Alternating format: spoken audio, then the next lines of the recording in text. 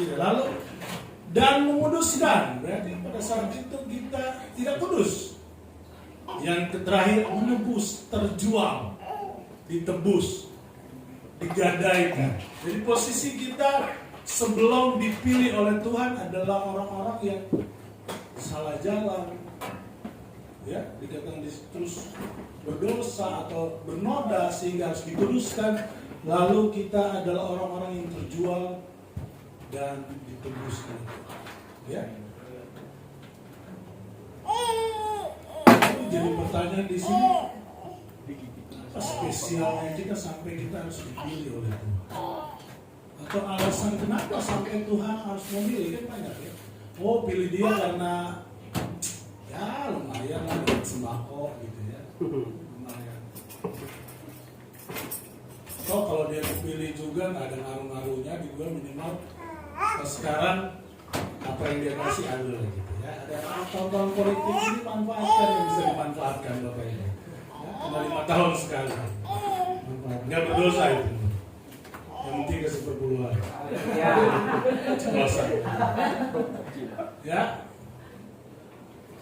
Kenapa sampai kita atau spesialnya apa sehingga kita dipilih oleh Tuhan? Efesus 2 ayat 8. Ternyata nggak ada spesial, nggak ada spesialnya kita. Ya. Sebab karena kasih karunia kamu diselamatkan oleh iman. Itu bukan hasil usahamu, tetapi pemberian Allah. Jadi kenapa kita dipilih Tuhan? Bukan karena kebaikan kita, kasih karunia. Ya, jadi jangan ada yang merasa bahwa kalau kita nggak ada dan Tuhan akan susah. No, nah, justru kita yang akan kehilangan berkat ketika kita keluar dari Tuhan. Ya, kita cepat aja sini, ya, karena akan panjang di tempat. Lalu bukan kamu yang memilih aku, tetapi aku yang memilih kamu. Jadi kita sepakat, ya, di sini bahwa kalau dirangkumkan satu kata, satu kalimat itu jadi ini. Kita dahulunya yang tidak berlayak diselamatkan, tetapi bukan karena kebaikan kita, tapi karena kemurahan Tuhan. Ya, kita sepakat itu, ya. Selanjutnya ayat ini berkata gini. Bukan kamu yang memilih aku, tetapi aku yang memilih kamu, dan aku telah menetapkan kamu. Ya, di ayat selanjutnya, di kata selanjutnya ada kata yang dituliskan bahwa aku telah menetapkan kamu. Jadi ketika kita dipilih, langkah selanjutnya adalah kita ditetapkan. Dalam kamus besar bahasa Indonesia, kata menetapkan itu disalin dengan kata menentukan, menunjuk, memutuskan, ya. Ketika kita dipilih, kita ditentukan, atau ketika kita dipilih, kita ditunjuk. Artinya ada tugas dan tanggung jawab yang harus kita kerjakan, ya. Ketika kita dipilih, kita ditetapkan atau ditunjuk untuk melakukan sesuatu, ya. Nggak boleh enggak. Nggak boleh enggak. Karena kalau kita enggak melakukan ketetapan itu, berarti kita keluar dari panggilan Tuhan. Contoh gini. Saya tiba-tiba kemarin ucuk-ucuk dapat tawaran untuk menjadi guru agama di salah satu sekolah lumayan besar. Saya pergi. Tiba-tiba ini ya, Bapak ngajar gini. Lalu perjanjiannya ini ditetapkan ngajar SMA dan SMP dengan jam ngajarnya sekian dan gajinya sekian. Ketika ditetapkan begitu, saya pelajari, nggak sesuai dengan apa yang saya pikirkan. Jadi ketetapan yang ditentukan oleh sekolah itu saya nggak terima. Berarti saya keluar dari pilihan untuk jadi guru agama. Betul, ya? Jadi kita sepakat di situ, ketika kita ditetapkan sebagai orang pilihan, kita wajib mengambil ketetapan ini. Nggak boleh nggak? Ketika kita nggak mengambil, maka kita keluar dari pilihan Tuhan. Ya. Artinya harus diambil. Ketetapan ini harus diambil ketika kita dipilih. Ya.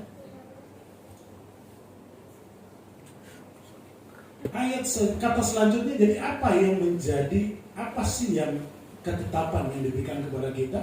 Di kata selanjutnya, di ayat itu berkata begini.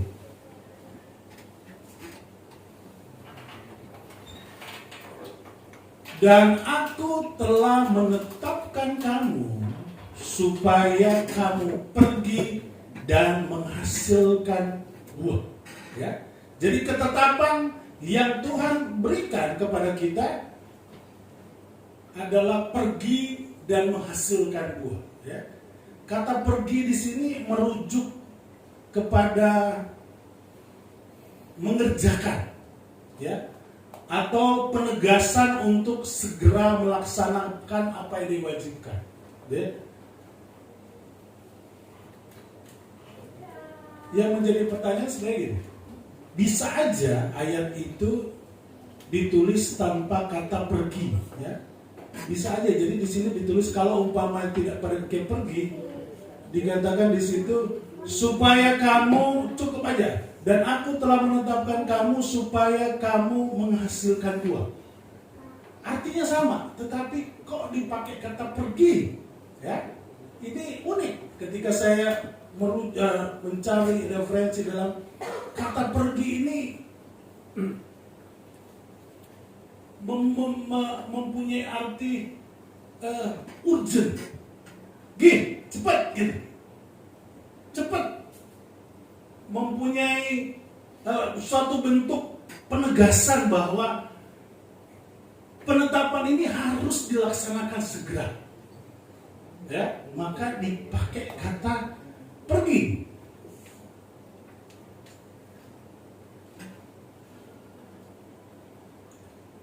Mungkin artinya sedikit saru ya, tapi kita sepakat ketika ditambah kata pergi ini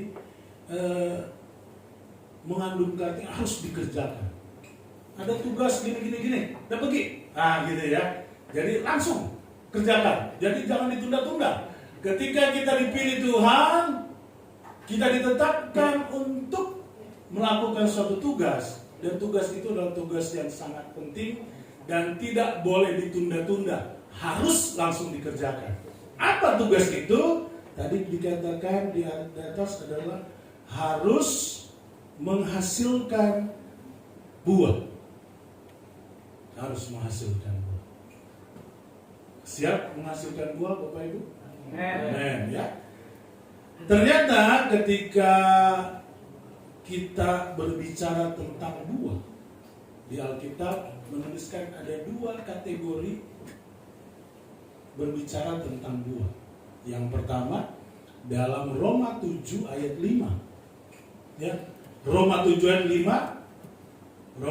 5 dituliskan begini. Sebab waktu kita masih hidup di dalam daging, hawa nafsu dosa yang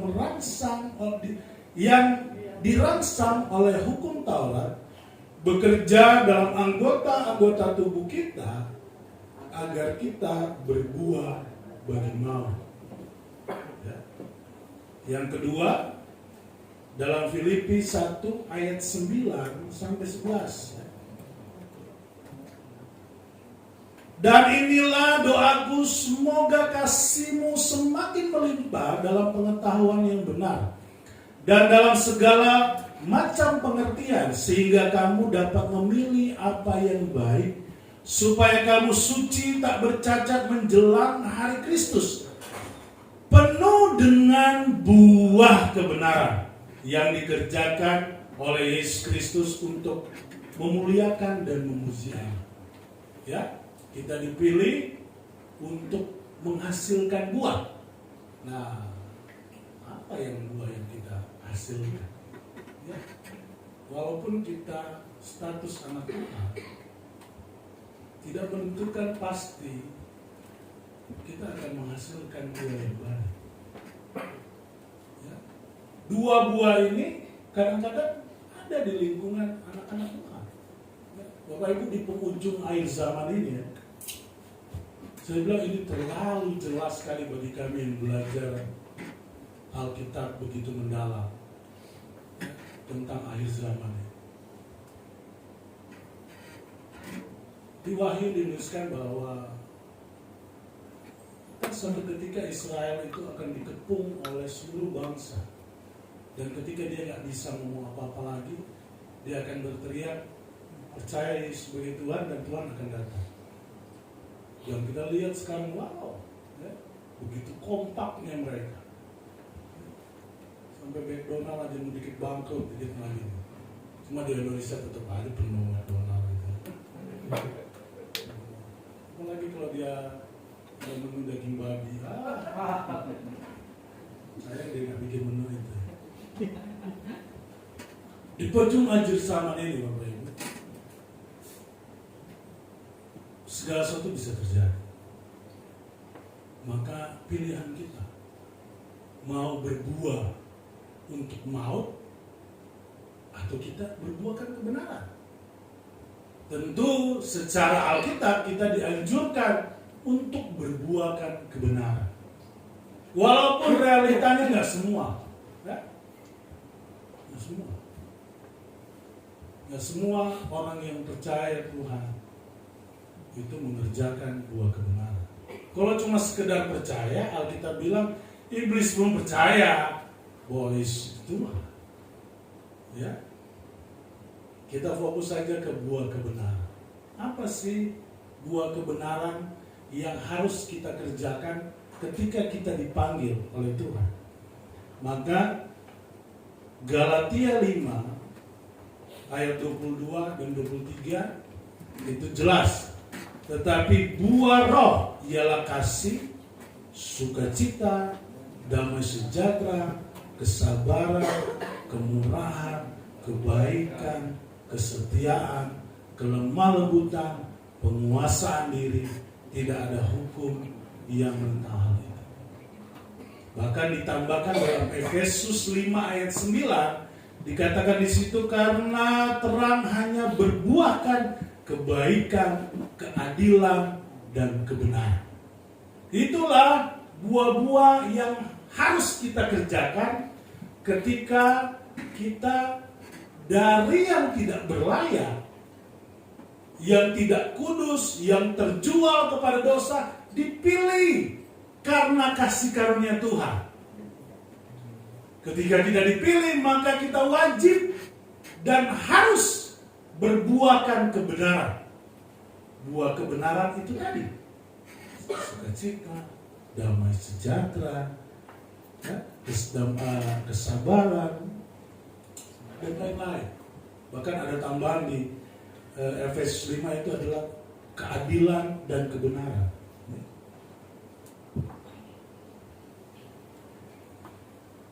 Dan apakah cukup sampai menghasilkan buah?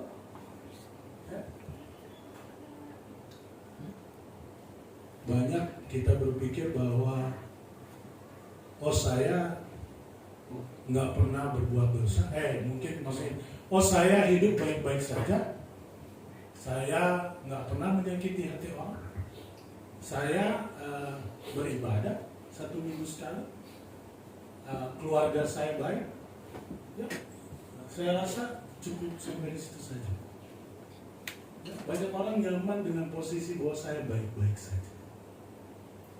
Baik-baik saja artinya dia pikir bahwa dengan dia berlaku baik, tidak menyakiti hati orang, lalu rohani itu akan baik-baik saja. No. Orang yang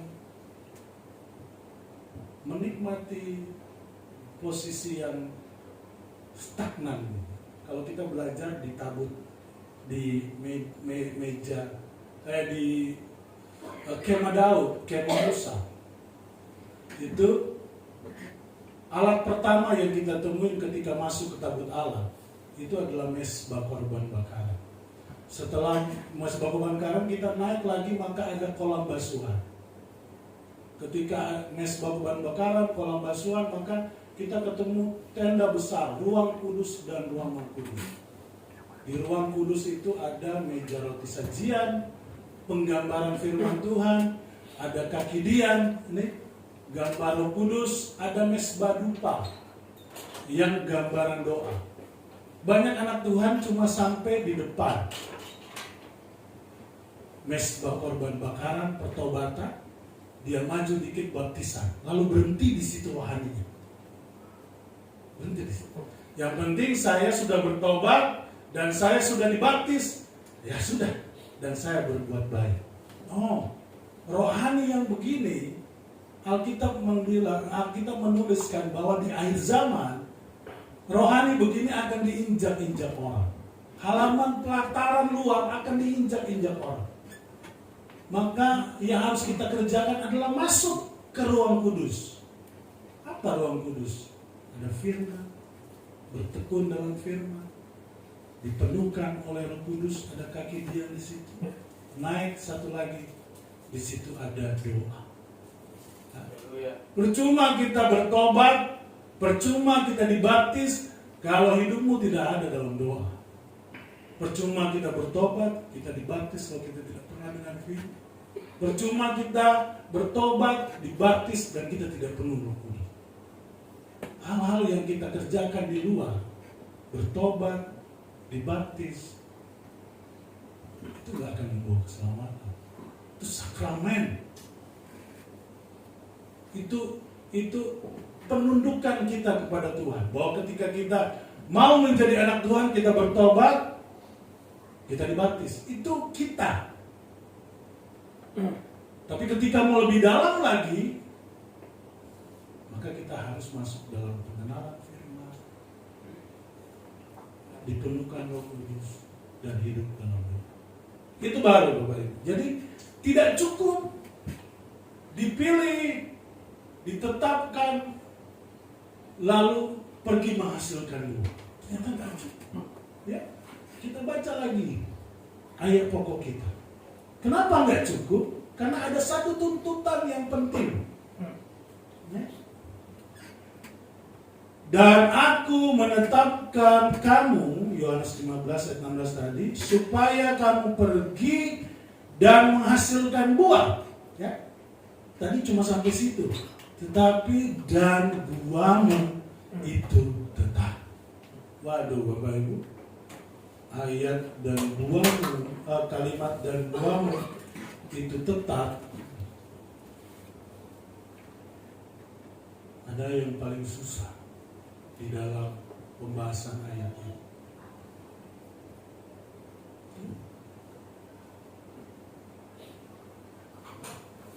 Karena banyak kita berbuah hari Minggu, berbuahkan kebaikan, nama sejahtera ada, sukacita ada.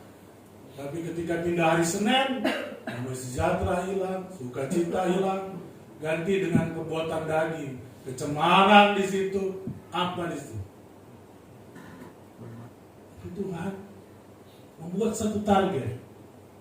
Tidak cukup sekedar berbuah, tapi buahmu itu harus tetap konsisten. Ketika berbicara tetap, ini berbicara tentang waktu. Berbicara tentang waktu. Berbicara tentang ada masa yang diulang-ulang terus sampai dikatakan dia tetap. Kalau cuma berbuah seminggu, ya nggak bisa, belum bisa dikatakan tetap. Itu seumur hidup kita, baru itu bisa dikatakan tetap. Minimal Bapak Ibu usahakan. Jangan terlalu gampang berbuat dosa, walaupun saya ngomong begini karena realitanya ya. Realitanya. Tapi minimal jangan terlalu gampang lah ya. Usahakan kalau bisa jangan. Suatu ketika saya harus menemani ibu pengawas sekolah untuk sekolah, karena saya kesiswaan, jadi harus menemani pengawas pengecekan akreditasi sekolah. Kepala sekolah cuma bilang gini, nanti kalau udah di bagian pengecekan RPP dan apa-apa, bikin sibuk pengawasnya supaya dia keluar dari itu, karena nggak lengkap. Bisa-bisa kita nggak akreditasi gara-gara RPP dan silabus nggak ada, guru nggak bikin. Saya bilang di kepala sekolah, dia bikin pendeta ini mau berdosa dengan begini. Ibu pengawasnya sampai di sesi pengecekan itu, lengkap Pak? Saya senyum aja gitu. Nggak terkual bilang lengkap, saya pun nggak bilang enggak, tapi saya senyum aja gitu. Saya bilang, Tuhan, saya jangan sampai saya berbuat dosa. Ketika dia lagi buka satu-satu, dia lagi ngecek bahasa Indonesia, bahasa Inggris, tiba-tiba ada sebarang di belakang sekolah kita jatuh, breng gitu, kaget gelata gitu, astagfirullah. Apa ini Pak Uyul gitu, dia lupa itu ngecek semua, dia pindah ke yang lain.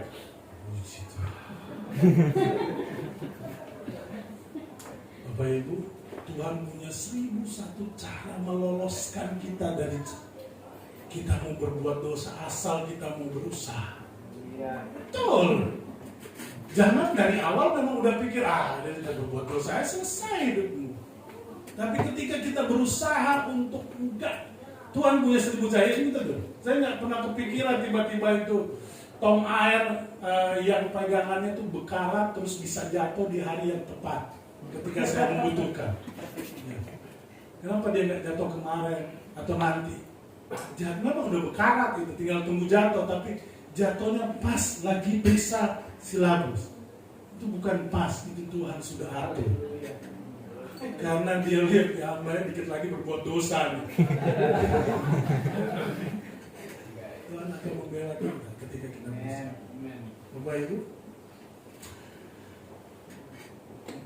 banyak orang bisa berbuat, tetapi untuk tetap belum tentu semua, ya. Tapi di sini ditegaskan buah itu harus tetap, nggak boleh nggak tetap. Kalau nggak tetap, berarti kita keluar dari panggilan. Karena nggak ada kata lain, nggak ada tanda-tanda lain di ayat itu, dan berbuah tetap. Jadi ketika kita berbuat tapi cuma Minggu, Jumat, Sabtu, berarti kita belum masuk di tugas yang Tuhan berikan. Satu langkah lebih maju, ya, karena kita udah menghasilkan buah. Tapi ketika langkah selanjutnya itu tetap, kita masih dalam perjuangan. Semua akan mengalami dia. Tetapi ketika kita berbicara tentang buah yang tetap, disinilah banyak anak-anak Tuhan mengalami kejatuhan. Bayangin, buah roh itu, kalau kita baca lagi tadi, kasih, sukacita, damai sejahtera, kesabaran, kemurahan, kebaikan, kesetiaan, kelembutan, penguasaan diri. Itu harus tetap. Banyak anak Tuhan di kata tetap ini ada yang menyerah, ada yang gagal. Kenapa? Karena gini Bapak Ibu.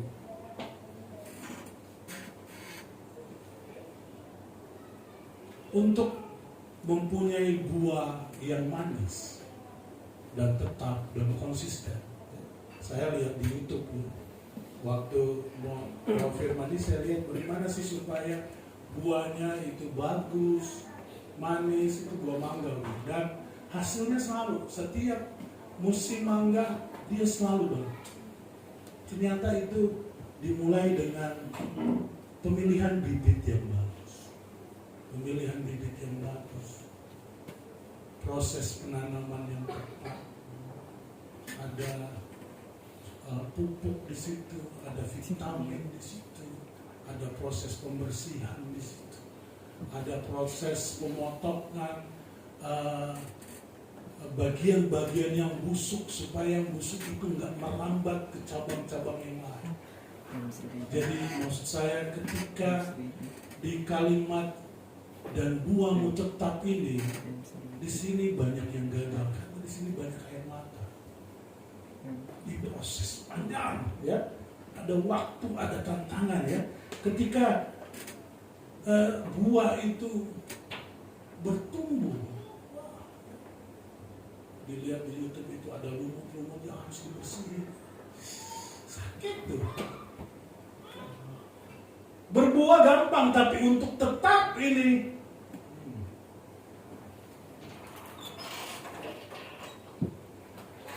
butuh proses. Akan ada hama gitu. Jadi dalam proses ini akan ada sakit, ada air mata di situ, ada capek di situ, ada kelelahan di situ. Maka butuh pupuk. Jadi di proses buah itu tetap itu harus ada pupuk. Mungkin firman Tuhan, pupuk. Berdoa itu pupuk. Untuk buah itu semakin terjaga.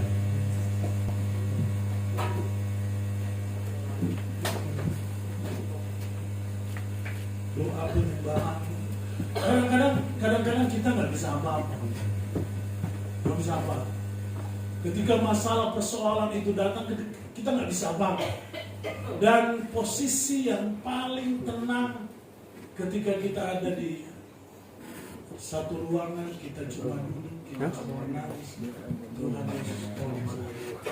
Kadang-kadang sampai di titik itu nggak ada lagi kata-kata terucapnya, duduk dan nangis. Dan damai sejahtera itu ada.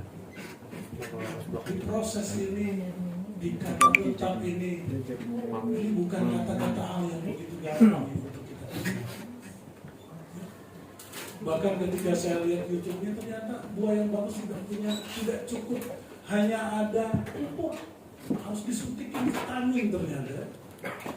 Vitamin supaya buahnya bagus. Ini booster ya. Vitamin. Ini berbicara tentang ya, orang-orang di sekitar kita ya, yang menjadi penguat ini. Saya ketika belibet di kepala, saya cuma melihat istri saya, melihat anak saya, booster, semangat, masih ada anak istri yang menjadi semangat. Ya puji Tuhan, saya tinggal ada komunitas yang memang enggak terjadi dengan setahun, 2 tahun, bertahun-tahun kita bersama. Dan puji Tuhan, orang-orang yang memboster kita, Bapak Ibu Gembala, ini Albert Lady, udah puluhan tahun kita teman. Itu gunanya komunitas yang baik. Itu vitamin, itu booster. Bagaimana di saat kita lagi suntuk tiba-tiba ada yang lewat. Tuhan berhati ya. Itu kayak wah, vitamin yang luar biasa. Makanya Bapak Ibu, kalau tiba-tiba saya mempekahkan diri, saya memekahkan diri. Saya sering bilang sama istri saya memekahkan diri. Ketika ada sesuatu yang gak enak, tiba-tiba terlintas ada satu. Saya sering begini, enggak Bapak Ibu mau ikut mau apa terserah. Tapi saya sering memekahkan diri, tiba-tiba saya teringat dengan seseorang dan ada perasaan yang gak enak. Saya suka langsung WA dia. Tapi pasti mereka yang orang-orang dekat dengan saya. Di gereja saya yang di Kebon Kacang ada anak-anak yang tumbuh bareng saya. Dari mereka SD, sekarang mereka udah kerja. Tiba-tiba ada terlintas satu anak. Saya WA, dia nggak balas. Tiba-tiba dia bilang, "Kak, nanti saya telepon." Oke. Sore dia telepon. "Kenapa, Kak?" "Oh enggak." Tiba-tiba langsung ingat kamu. Ada apa? Baik-baik. Oh, dia tahan, langsung nangis. Kenapa? Gini. Kita berdoa. Nah, itu vitamin yang luar biasa bagi kita yang lagi di posisi yang down banget. Maka suami istri, anak, itu tim vitamin yang paling penting. Saya sama istri saya bukan tipe orang yang gampang ngomong untuk nanya kenapa sih.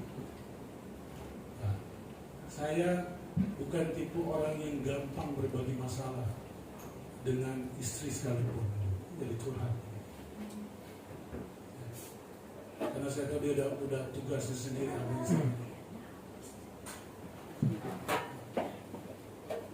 Tapi ketika saya keluar, saya pulang ke rumah, lihat istri lagi masak tapi sambil cemberut,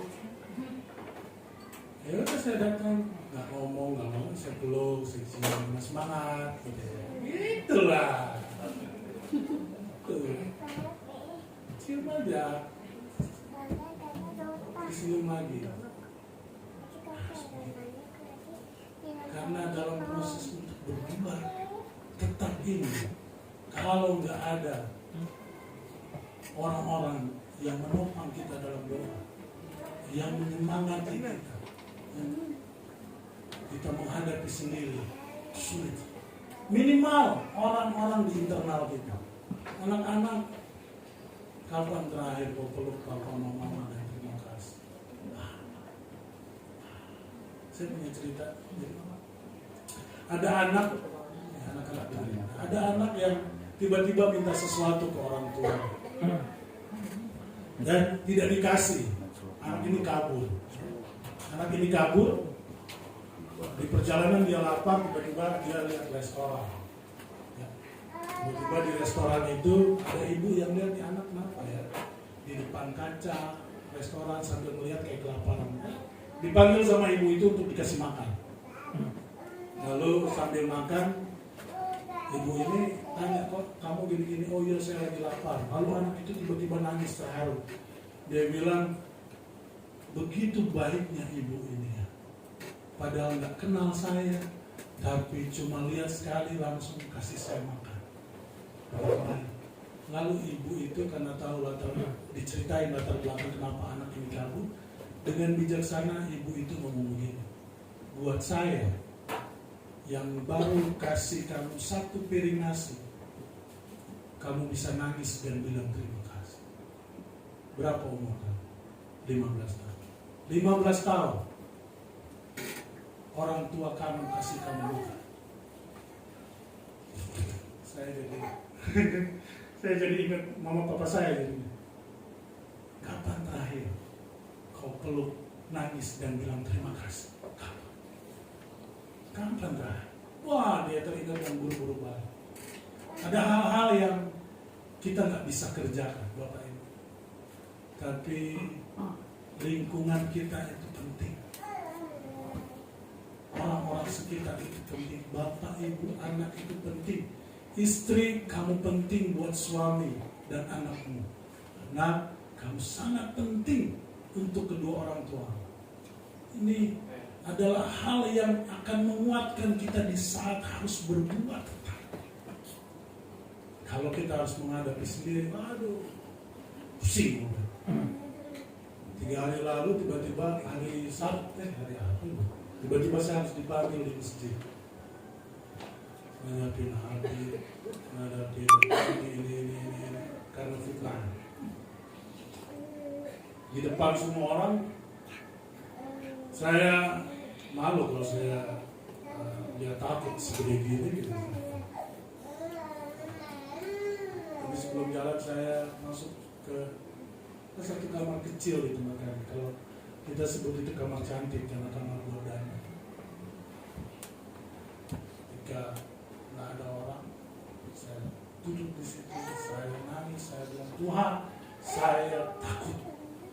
Jadi firman Tuhan seperti kesaksian lalu saya menganggap mereka Goliat dan saya, karena ketika saya bilang saya takut itu kasih saya ayat, dan ayat itu menuliskan tentang Daud dan Goliat. Lalu saya datang ke masjid itu dengan posisi saya sebagai Daud, dan mereka lagi kumpul ada 8 Goliat di situ. Walaupun secara fisik saya lah Goliat gitu ya. Daud kecil. Saya berani, karena saya menang, saya berani. Mulai ada pertanyaan. Resiko mencalonkan diri jadi RT. Ya. Yang menjadi pertanyaan terakhir, kenapa sampai Tuhan mewajibkan kita atau menetapkan kita untuk berbuah dan harus tetap? Kenapa? Kenapa sampai, apa untungnya? Saya pernah ada di posisi ada bawahan lah gitu ya. Di waktu itu sempat di majalah Raja Wali, saya sempat jadi PR di majalah Raja Wali. Ada tim marketing yang di bawah saya tetapkan mereka untuk bertugas nih. Kamu ini. Ketika mereka kerjakan itu dan mereka keuntungannya itu buat saya. Ya. Jadi kita ditetapkan Tuhan untuk menghasilkan buah. Apa sih sebenarnya tujuan Tuhan? Atau apa yang Tuhan mau dari kita menghasilkan buah? Maka kalimat terakhir ini sungguh menyenangkan. Apa ya? Ternyata bukan untuk Tuhan. Apa yang kita kerjakan ketika kita menghasilkan buah, ketika kita diproses karena harus buah tetap, ada air mata di situ, ada sakit di situ, ada yang nggak ngerti di situ. Saya ini hamba Tuhan. Posisi saya dan Bapak Ibu Gembala itu kadang-kadang serba salah, Bapak. Kami sering curhat masing-masing karena ketika kita berdoa, Tuhan tolong, tapi ternyata persoalan mereka nambah, ada yang nambah. Kadang-kadang saya seringkali begitu, karena saya hamba Tuhan dan saya suka loh kadang-kadang kayak ngomel sama Tuhan. Saya bilang saya malu Tuhan, saya malu ketemu sama mereka. Begitu banyak banget pergumulan mereka. Saya udah berdoa, tapi kok seperti nggak ada apa-apa. Saya malu, saya bingung mau ngomong apa lagi sama mereka. Tiba-tiba ada di hati saya, Tuhan bersuara. Saya selalu bilang saya memekakkan diri. Di hati saya Tuhan bilang gini, mau pikir cuma kamu yang sayang sama mereka. Saya lebih sayang sama mereka. Tapi ada yang nggak perlu kau tahu, karena ini rencana Tuhan. Cukup berdoa, cukup kuatkan, cukup teguh. Untuk urusan lain, kau manusia tidak perlu ikut campur.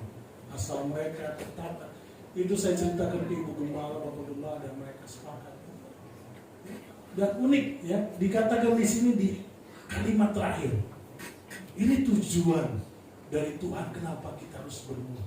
Ini tujuan dari Tuhan kenapa kita harus berbuat tetap. Dikatakan begini, supaya apa yang kamu minta kepada Bapa dalam namaku diberikannya kepadamu. Wow. Ternyata bukan untuk kemuliaan Tuhan. Ternyata bukan untuk kebaikan Tuhan, bukan. Tuhan tetapkan ini karena ada satu standar supaya doamu dijawab Tuhan. Ada satu patokan bahwa doamu dijawab Tuhan. Terus berbuat. Memang nggak gampang, semua orang beda. Saya sama istri beberapa kali sampai di titik menakutkan. Bulan depan menakutkan nih, menakutkan posisinya. Karena di dapur udah habis, di bank udah habis. Posisi bulan depan menakutkan. Tapi tidak sampai bulan depan. Biasanya akhir bulan Tuhan bikin mujizat. terus itu. Cuma bikin ketegangan aja Tuhan. Beberapa kali itu, tiap pertengahan bulan kita udah bikin, bulan depan menakutkan ya. Ya sudahlah, gini. Ada pembelaan Tuhan. Ada pembelaan. Ada hal-hal yang tidak bisa kita kerjakan. Serahkan semua. Fokus kerjakan apa yang menjadi tugasmu. Dan biarkan Tuhan mengerjakan apa yang menjadi tugasmu. Jangan ambil alih tugas Tuhan karena kita nggak sanggup. Yang kita perlu pastikan adalah kehidupan kita tegak lurus dengan firman. Yang kita perlu pastikan hidup kita ada dalam hubungan dengan Tuhan. Itu pastikan. Yang lain akan Tuhan jamin. Puji Tuhan, mari kita bangkit berdiri.